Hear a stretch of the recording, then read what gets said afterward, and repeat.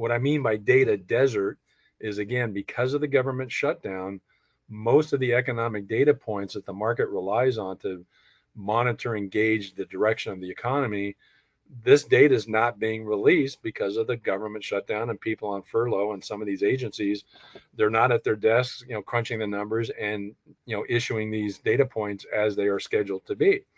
So as a consequence, the calendar this week as well, like the last couple, not a whole lot to talk about in terms of data points. And in fact, this week, like last, what's dominated the U.S. economic calendar is what I call Fed speak, where, and I counted them again, 8 different Fed governors, as well as Chairman Powell, provided remarks this week at different days of the week. I mean, literally all through the week, Monday through today.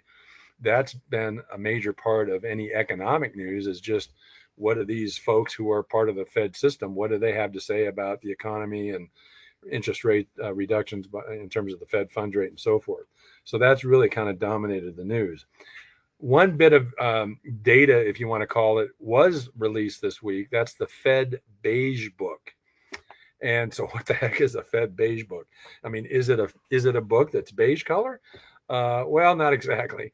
Um, Actually, the Fed Beige Book, for those who don't know, it is released 8 times a year, and it's a qualitative review of economic conditions. And that was released this week. And so, what it underscored, the biggest message out of the Fed Beige Book release, hard to say this, 3 of 12 Federal Reserve banks reported expanding activity. So, of course, flip that over. That means 9 Federal Reserve banks did not report expanding activity. So, that, of course, suggests that the economy is softening, that it's slowing. But here's what's a little odd about that. If you look at predictions for third quarter GDP, which should be out soon, again, we'll have to see what happens with this shutdown and how soon we get the number. The predictions are that the third quarter GDP for the U.S. could be between 2.5 to the Atlanta Fed saying 3.9.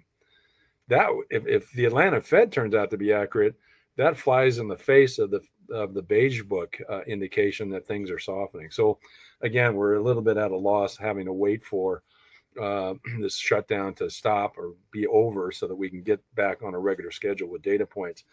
I'm going to go ahead and show you the list of data points that were scheduled for release this week that haven't been released, all except for one: U.S. retail sales, the CPI, the Consumer Price Index, which, by the way, that was supposed to be out on Wednesday, yesterday. They're saying that they're going to release that. I think it's the October 24th. They're actually going to bring people in to get that number crunched and out.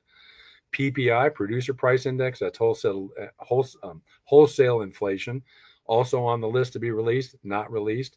Initial claims for unemployment benefits, supposed to be released this week, hasn't been.